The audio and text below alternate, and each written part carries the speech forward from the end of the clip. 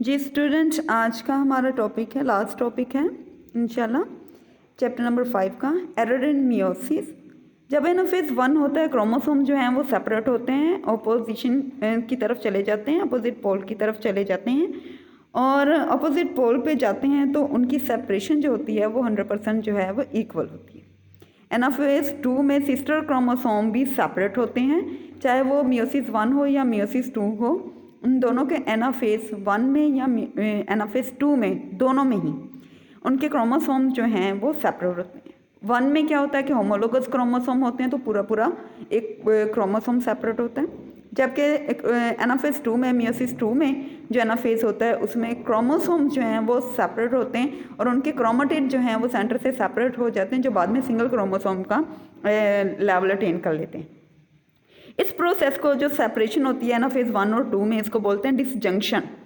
Junction का मतलब होता है जुड़ के रहना, डिस मीन ना होना, डिसजंक्शन सेपरेट हो जाना।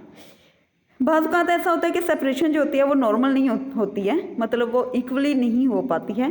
हो सकता है कि जब सेपरेशन हो रही हो तो एक पोल पे जो है वो एक क्रोमोसोम कम हो और दूसरे पे एक एक्स्ट्रा चला जाए, यानी सेपरेशन जो है वो 100% इक्वल नहीं होती, नॉर्मल नहीं हो पाती।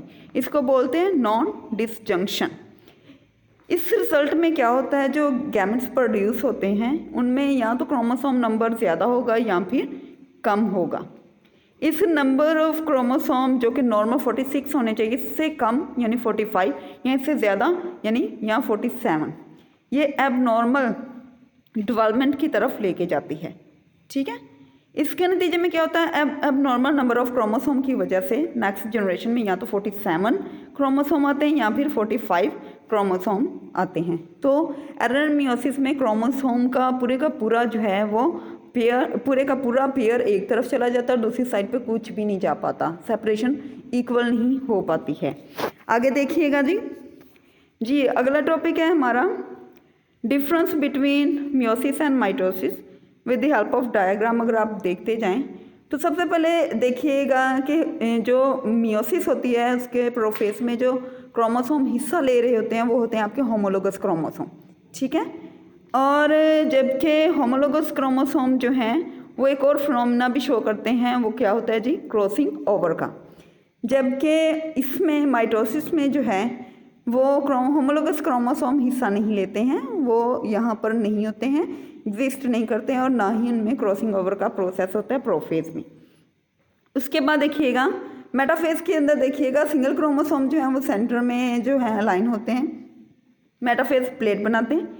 जबकि इसमें देखें होमोलोगस क्रोमोसोम जो हैं वो अलाइनमेंट शो कर रहे हैं, पेयर फॉर्म में होते हैं, वो सिंगल सिंगल क्रोमोसोम है, डायग्राम में भी आपको नज़र आ रहा होगा, वो पेयर फॉर्म में है और ये सिंगल सिंगल हैं।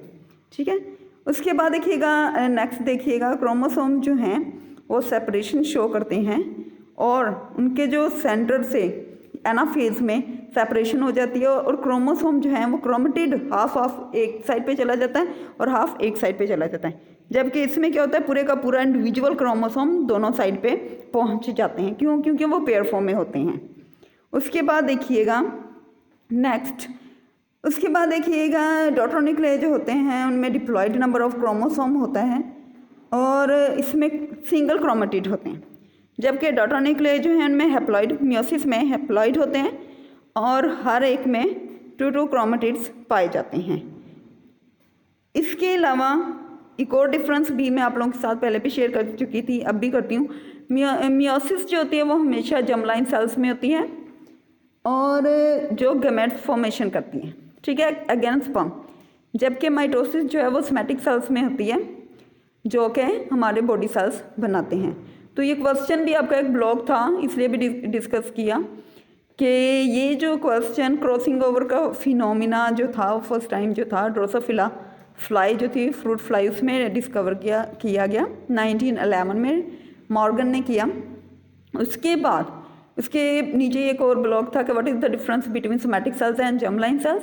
जर्मलाइन सेल्स जो होते हैं उनमें मियोसिस होती है हमेशा और वो गैमेट्स बनाते हैं अगेंस्ट स्पर्म, जबकि सोमैटिक सेल्स जो होती हैं उनमें हमेशा माइटोसिस होती है और वो हमारी स्किन या बॉडी सेल्स बनाते हैं। ठीक है, तो ये था आज का हमारा टॉपिक और आपने इस डिफरेंस को with the help of diagram, क्योंकि इसके सारे फेजेस हैं, प्रोफेज है, मेटाफेज है, एनाफेज है, टेलोफेज है, ये सारे फेजेस हैं। अगर आपकी डायग्राम ऑलरेडी प्रैक्टिस्ड है तो फिर आपको इसको याद करने की भी ज़रूरत नहीं पड़ेगी, सामने ही नज़र आ रहा है कि उसमें पेयर फॉर्म में होमोलोगस पेयर आ रहे हैं नज़र, और उसमें सिंगल क्रोमोसोम जो हैं वो एट द एंड मिल जाते हैं।